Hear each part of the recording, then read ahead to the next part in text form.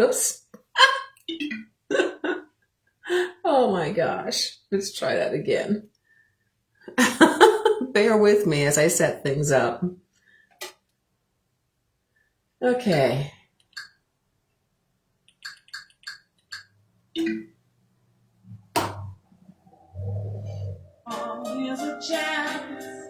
Here we go. From the highest to the humblest, we are carpenters and we are kings. We are only bound by the shape of our dreams.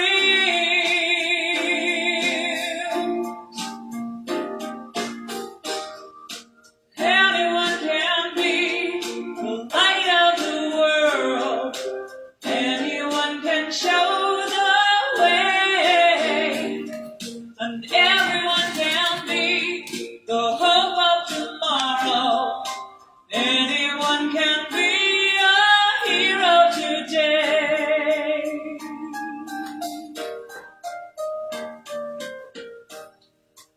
And like a young bird who has learned that he can fly,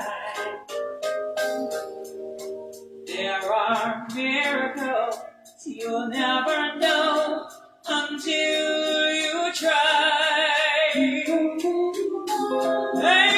you can heal the dying, walk on water, or change it into wine. Or maybe it's a miracle, just changing your mind. Whoa, anyone can be the light of the world. Anyone can show the way. Everyone can be the hope of tomorrow. Anyone can be a hero today. Reach out a hand to your brother. Try to understand one another. An open heart is a place to start, and the rest will follow. Whoa, anyone can be the light of the world. Anyone can show the way. Everyone can be the hope of tomorrow. Anyone can be a hero today. Anyone can be the light of the world. Anyone can show the way. Everyone can be the hope of tomorrow. Anyone can be a hero today. Anyone can be a hero today. Be a hero today.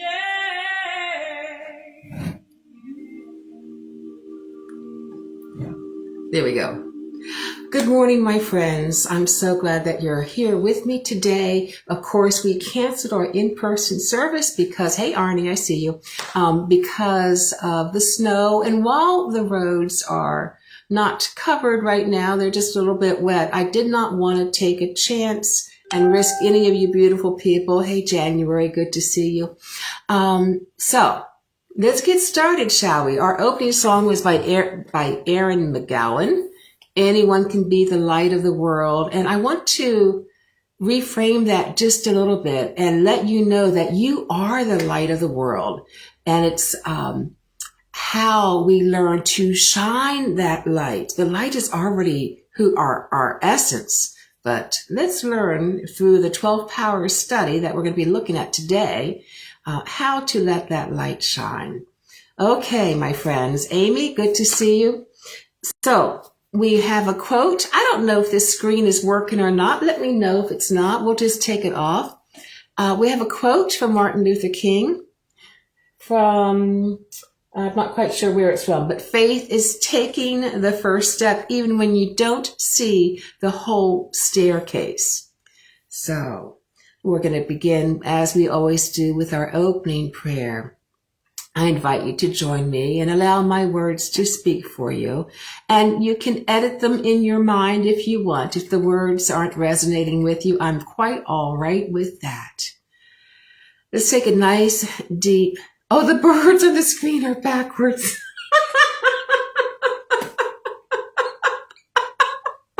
Well, you know what? We can handle that. Yeah. There we go. We're not going to be confused by that anymore, huh? Okay. Whoops. Oh my gosh. Too funny, but thank you for letting me know. Okay, back to our opening prayer. Let's take a nice deep inhale, filling up the belly and then exhaling slowly, allowing the body to relax. Another nice deep inhale together. Slowly exhaling and allowing all the little things that may be slightly annoying, like words that are backwards or whatever, just to let them go as we become fully present in this moment here and now. And in this moment, I remember the presence of God within all things, throughout all creation, and within me, the presence of God that is the principle of faith that I can activate in my life, that I can call on. So as I center in this principle of faith, as I center into this presence of God, I trust Spirit, the activity of Spirit within, for guidance, for a deepening sense of compassion, and for joy. And so it is. Thank you, thank you. We do have the daily word today, and I wish you could see my PowerPoint, but if it's backwards, that's way too annoying because I have a great picture of Dr. Reverend Martin Luther King Jr. there. The word for today is inspired. My words and actions inspire others. Today, I reflect on the clear vision, powerful words, and courageous actions of leaders such as Reverend Dr. Martin Luther King Jr. I appreciate how one person's example can inspire so many others to move beyond thoughts of limitation and focus on the possibilities for good. Inspiration can be thought of as the breath of God. I, like all people, am made in the image and likeness of the divine. I give thanks for people I have known whose vibrant faith and love, even in the midst of challenging circumstances, have inspired me. Guided by my divine gifts of imagination and zeal, I join with those building a world where each person lives freely and with joy. Then the Lord God formed man from the dust of the ground and breathed into his nostrils the breath of life, and the man became a living being, from Genesis 2:7. Our affirmation, my words and actions inspire others. Let's just settle into that and maybe think of one that inspires you. My words and actions inspire others just as they inspire me. And so it is. So we're going to have kind of an abbreviated service today. And again, this is based on our series that we've just started, based on the book Divine Audacity by Reverend Linda Martella Whitsett. And last week we talked about being the light of the world. In the upcoming weeks, we're going to be looking a little bit more closely at the gifts that we all have been given, the 12 powers identified by Charles Fillmore. A Course in Miracles tells us to use the power God has given you as he would have it used is natural. It's not arrogant to be as he created you. The gift of God to you is limitless. There is no circumstance it cannot answer, and no problem which is not resolved within its gracious light. So I really believe that these 12 powers are an answer to every prayer, every prayer. Charles Filmer, again, co-founder of Unity, not only identified these powers, but intuitively found a location, like a power center within each of us that we can focus on when we're building up this power, this gift. He also saw that each power was symbolized by a disciple of Jesus. Just as Jesus is symbolic of our divine identity, each disciple is helped him accomplish his mission. So too, these gifts within us help us accomplish our mission, which is to be the light of the world. So we're going to first look at faith. Faith feels like a very foundational power. And this is located in the pineal gland, which is between the two hemispheres of the brain. Faith is really that which bridges the spiritual and physical worlds, just as the pineal gland bridges the two hemispheres. Fillmore determined, or discerned, I should say, that the disciple Peter was representative of faith. And let me give you just a little bit of reasons why that I think that he chose Peter. Peter was originally called Simon, and Simon literally means listening, indicating to be receptive. So we can understand that we first have to listen to spiritual truth or discern through our own wisdom, our higher wisdom about spiritual principle. Be receptive in order to develop the faith ability. Jesus gave Simon his new name, Peter, and of course he said, "Upon this rock I will build my church." Well, just as upon this power of faith, we build our consciousness of who we are, our Christ consciousness. Martella Whitsitt tells us that faith is the power to make the possible real. Our very sense of reality depends on faith. It is the power that realizes, makes real images held in the mind. So faith is that power that we use to manifest what we are thinking and feeling and holding in consciousness into our daily experience. As we believe, so we experience. We live our life based on our own perception, our own reality, formed from beliefs from how many decades we've been here on earth. Some of them are hidden beliefs, some of them are not. Our observations, just the impressions on life. And how we see things is how we really experience reality. So it behooves us to question our perception, right? And instead of believing what we see, seeking to see from a higher perspective. A couple years ago, I was walking Grayson, my beloved animal, pet friend, at Marty's Snook, and there was a couple there walking. It was in the winter time, and we stopped and chatted for a little bit, and they said, "Those mountains look like they're full of snow." And I'm looking around for the mountains that they're seeing. What they were seeing was the big warehouse building, kind of partially hidden by the trees in front of it. They thought it was a mountain. Our perception on the physical plane often deludes us. But our spiritual perception, once we cultivate that, once we grow into that and really have that gift opened for us, does not. When we are able to see the divine shining in all things, in all people, that is the truth with a capital T.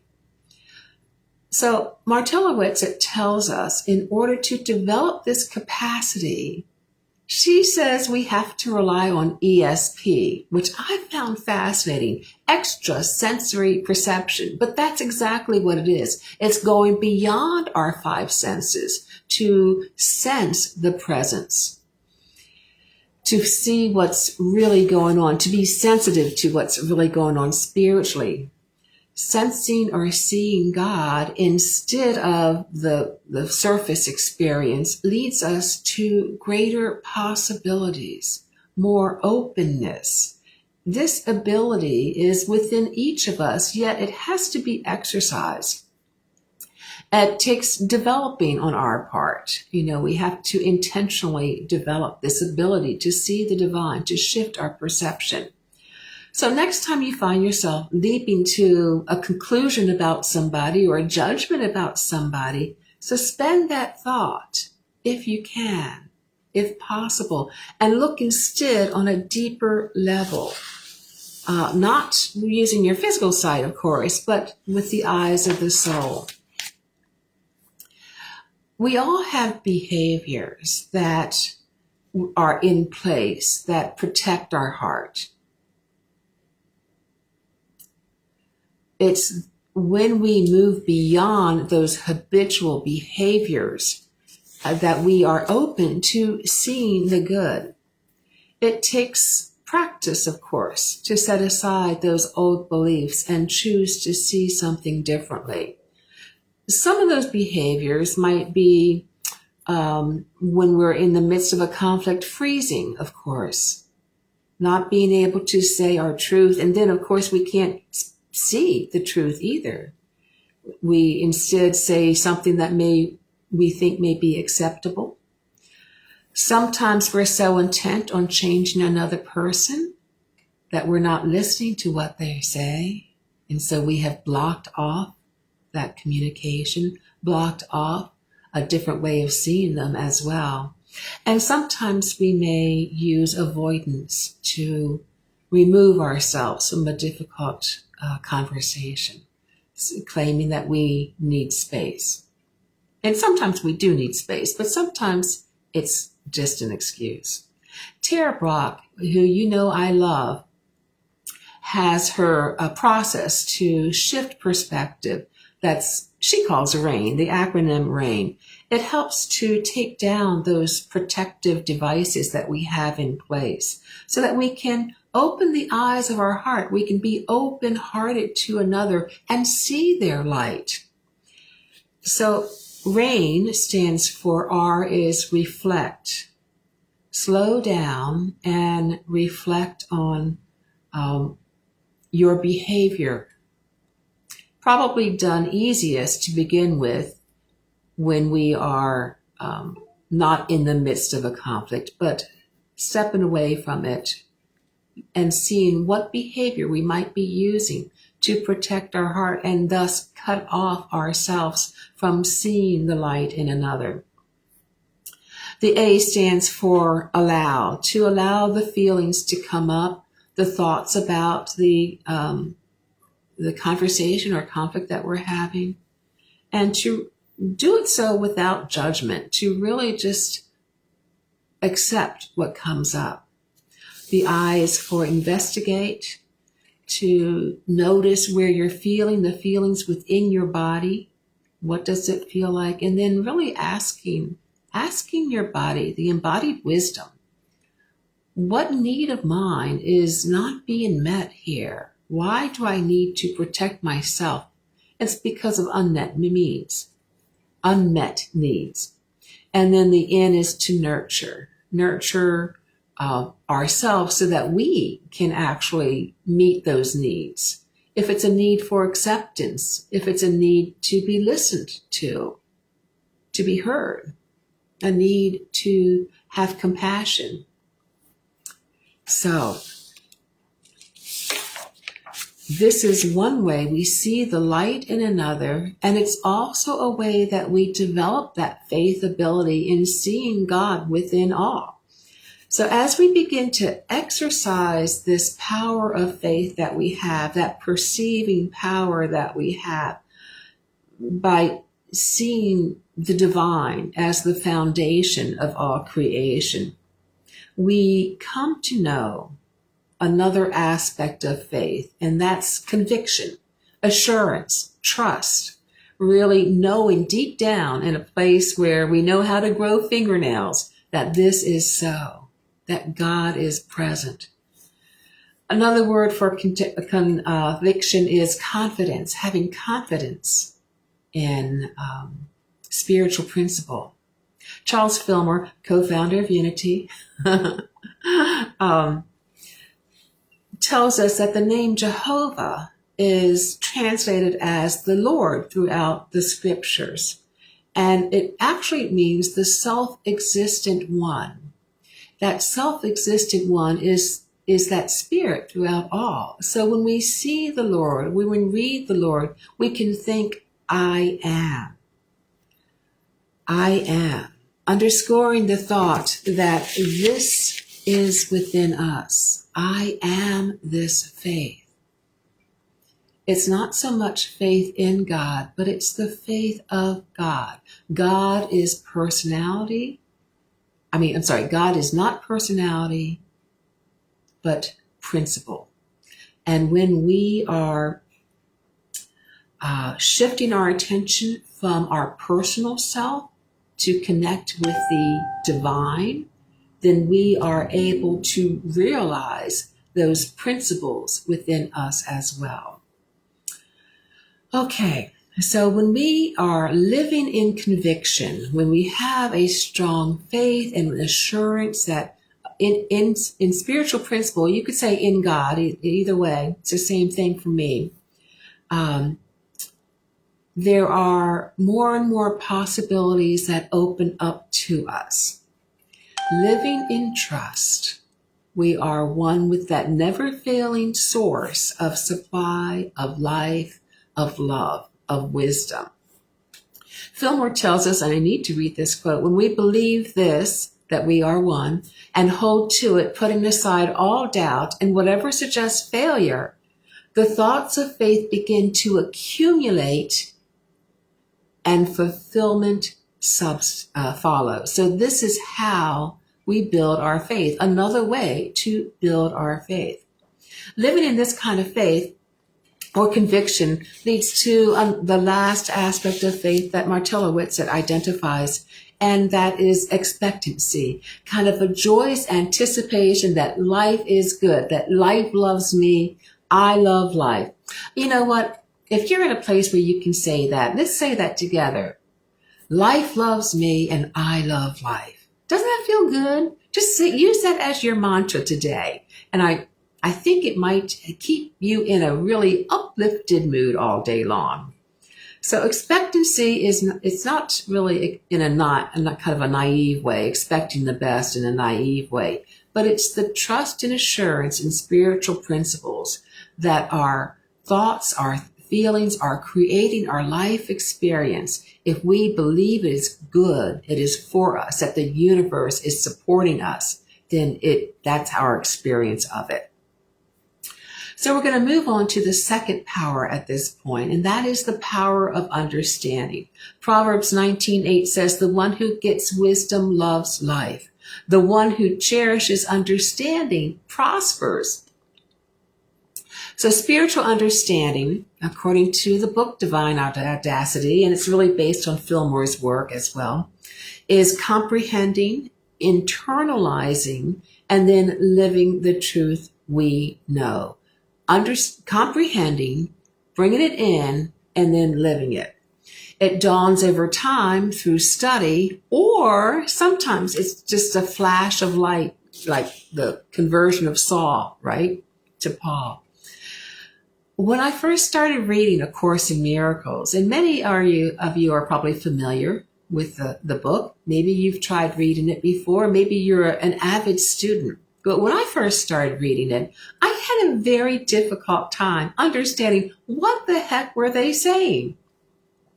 Over the years, as I continued to study it, I slowly began to comprehend some of the teachings. As I continued my study with it, I was able to internalize some of those teachings. And hopefully, I have been able to live them to a certain extent, at least more than I used to. Fillmore tells us the earnest desire to understand spiritual things will open the way, and the revelation within and without will follow. So that tells us that we just need to have a desire to understand, a willingness to understand, and that leads us onto the path to understanding. So the center of understanding is in the frontal lobe, which is the part of the brain that really is kind of in charge of our personality. It's memory, problem solving, communication. It's also next to the power of will. Will and understanding work together. The color, and there are colors for each of these 12 powers as well. The color for understanding is gold. And the disciple that Fillmore thought best represented it was Thomas.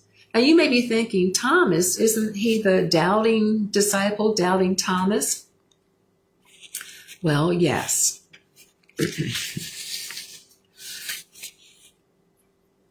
Thomas, here we go. He stands for our doubts about spiritual teachings. And he represents our intellectual or reasoning ability as well. Our elder brother Jesus did not ignore Thomas's questions after the resurrection. If you recall the story, Thomas wanted to see proof that Jesus was who he said he was. And at the Last Supper, previous to that, Jesus talked to his disciples in the Gospel of John, saying, "Do not let your hearts be troubled. You believe in God, believe also in me. My Father's house has many rooms. If that were not so, would I have told you that I'm going there to prepare a place for you? You know the way to the place where I am going." And Thomas said to him, "We don't know where you're going. And so how can we know how to get there?" He's that reasoning ability within us that seeks to make sense of spiritual teachings on an intellectual level. Our Christ consciousness tells us, just as Jesus answered, I am is the way, the truth, and the life. So intellectual understanding, Fillmore tells us, comes first in the soul's development. Then a deeper understanding of principles follows until the whole person opens to wisdom. Gotta love that. So there are three aspects to this power of understanding, according to Martella Whitsett, and they are comprehension, realization, and insight. And just to give you an example of how this might work, if pretend you've never seen a puzzle before in your life, and you come across a 1,000-piece puzzle scattered about on the top of a table. Comprehension lets you know that these pieces fit together. Realization dawns when you understand that they make a picture. And then insight comes when you pick up one of the pieces and fit it with another. This is spiritual understanding. Our experiences and our study shows us connections that we can make between the body, our feelings, our past, hidden beliefs, all kinds of connections. And then we can see an end result to that. We have the light dawning on us. We may find ourselves selecting a puzzle piece and putting it in place. When we discover these feelings or these connections between thoughts and feelings, this is comprehension. And it comes from listening to your body, listening to, the thoughts that are generated in your head, listening to your life.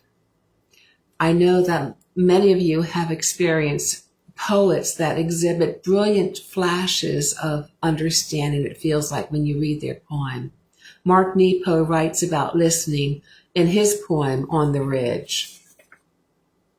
We can grow by simply listening, the way the tree on that ridge listens to its branches to the sky, the way blood listens its flow to the sight of a wound, the way you listen like a basin when my head so full of grief I can't look you in the eye.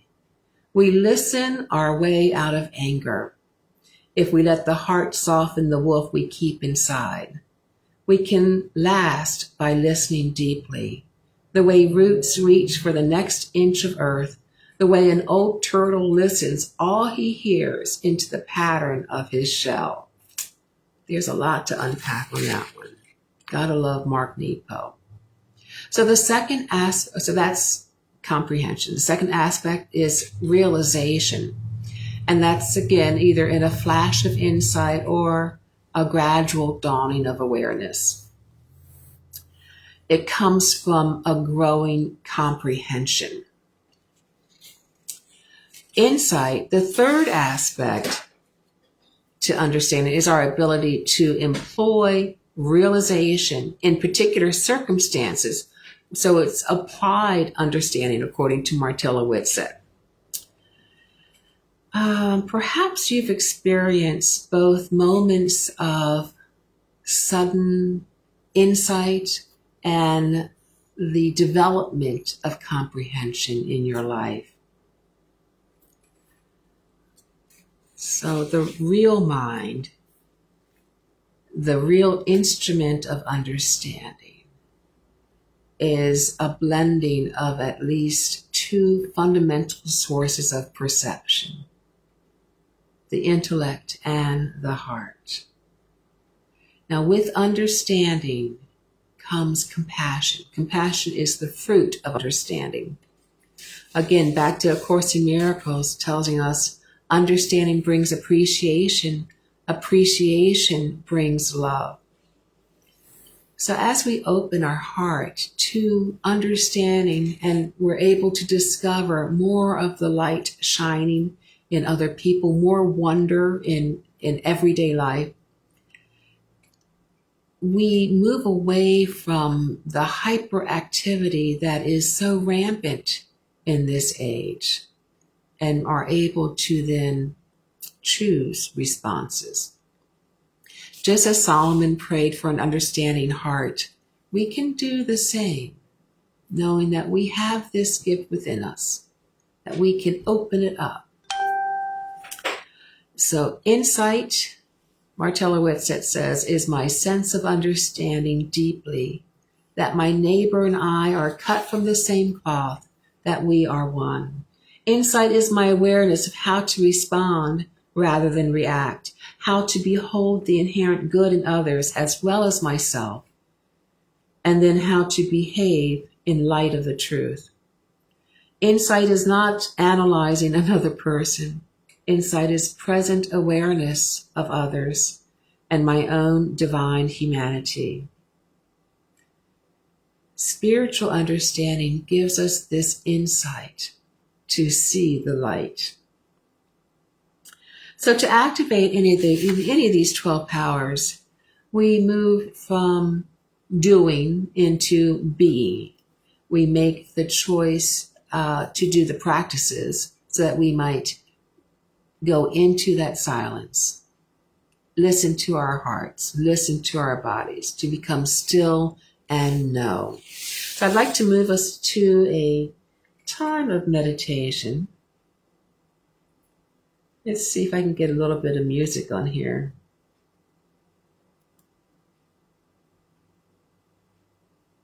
Maybe.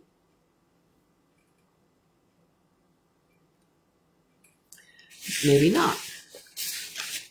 So we'll do it without music. We don't need music to meditate. Let's go ahead and settle in right where we are. In fact, go ahead and bring your shoulders up to your ears and then just allow them to rest. And if that felt good, go ahead and do it a couple more times so that the body begins to really let the stress go.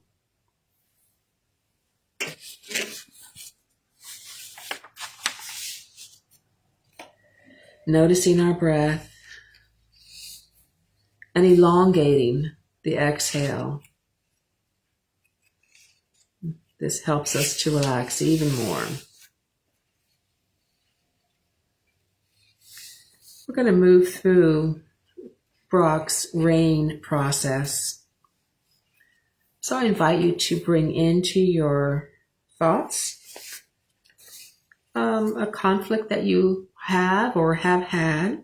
Nothing big. Let's start with something small. And just kind of review it in your mind's eye.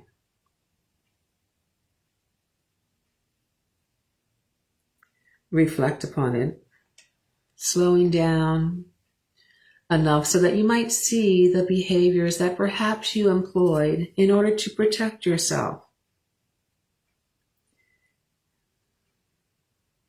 Maybe it was avoidance, avoiding the person with whom you have the conflict. Maybe it was freezing, not being able to speak your truth, not being able to hear their truth either. Maybe you wanted to change them in some way. Whatever it is, just notice the pattern that you have. And then we move into allowing the feelings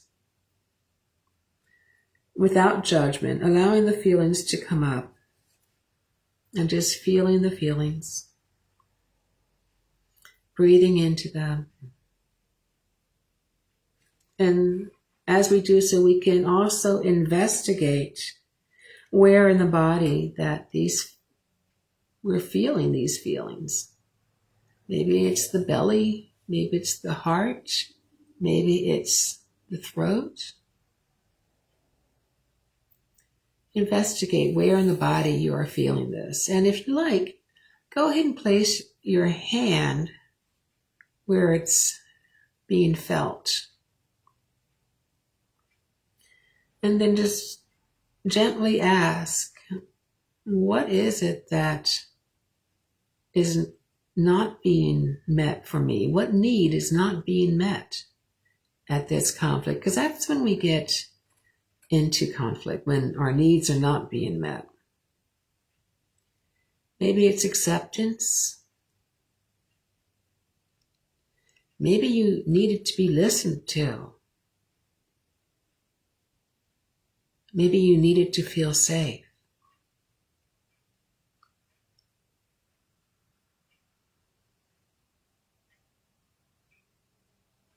And then as you identify what the unmet need is, nurture yourself from that point. Accept yourself.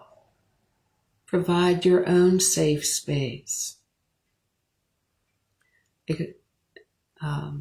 Listen to yourself. Whatever that need is, you can fulfill it.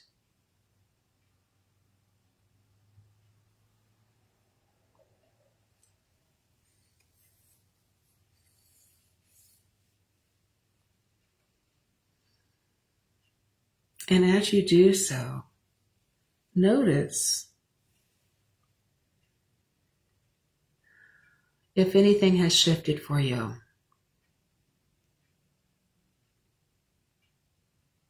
Are you still holding the person with whom you had the conflict in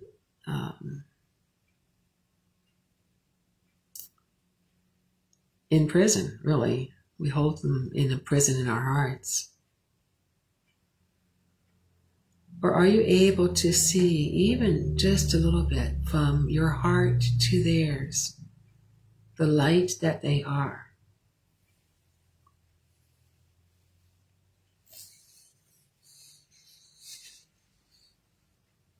As we continue to sit quietly in the silence, just for a moment or two. Know that you can do this work at any time.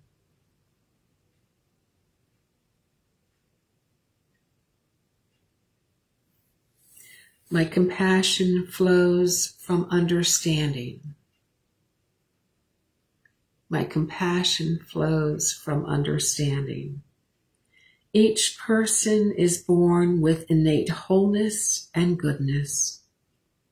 When I see myself and others through the lens of this understanding, I can more easily practice forgiveness and compassion.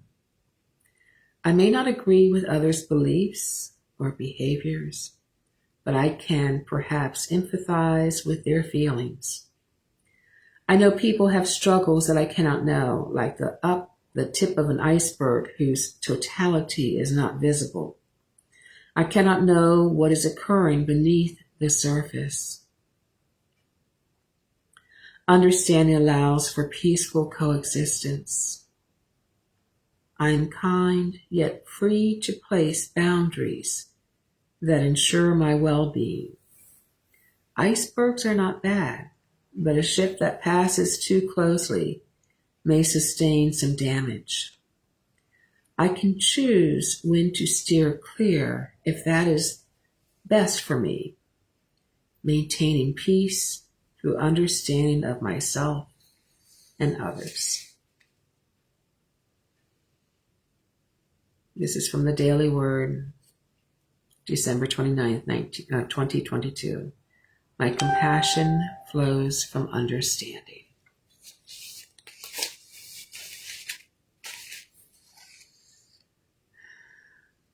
And so we come back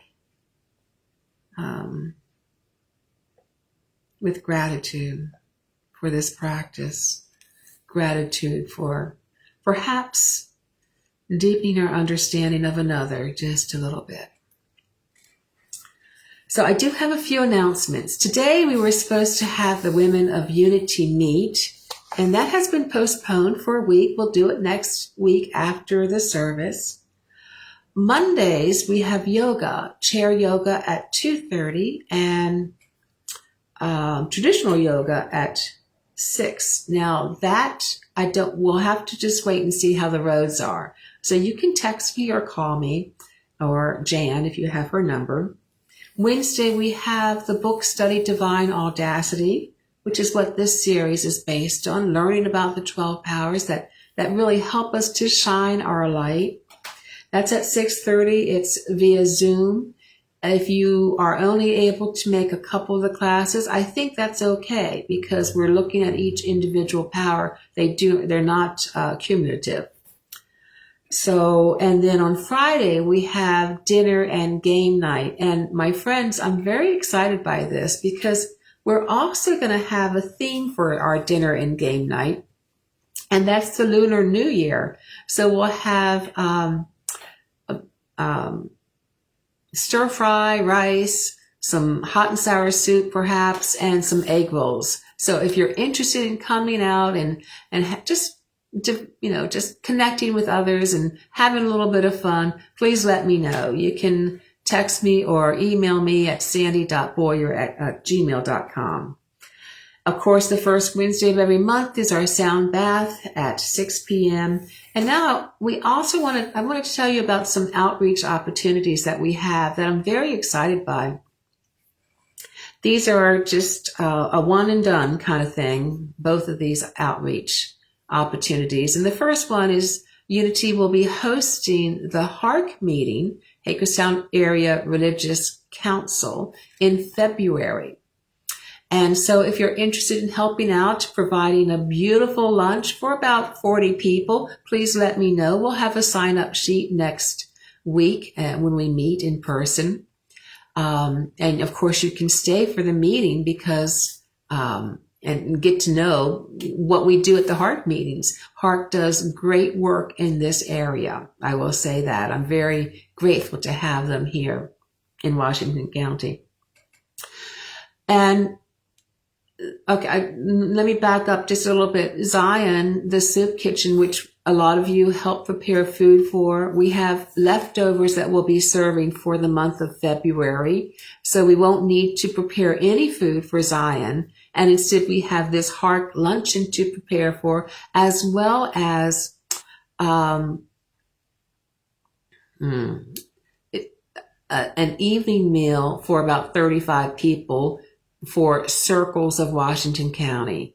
If you're not familiar with Circles, they are doing doing education and training to help people rise above the poverty level. It's a year-long commitment for these participants, and they meet every week. And we were asked to provide a meal for their February. Well, it's the second week in February that they're going to be doing it. So if you are interested in helping with either one of those, I certainly appreciate it. And we will have a sign-up sheet next week. I see that Amy, bless her heart, has put a link there for Zeffy. We are switching to Zeffy for our donations. And of course, if you still prefer to write a check, you can write it and bring it in next week, or mail it to the address found on the website, unityhagerstown.org. So I think that's it for now, my friends. I wish you each have a wonderful day. Stay warm. Don't hurt your back shoveling snow. I just looked at the window to see if I could see if there was any snow out yet. And just really enjoy the day. Enjoy this snow day. I love you. Bless you. When I see the light that you are, I see I'm so happy that you were able to join me today. Take care. Bye-bye.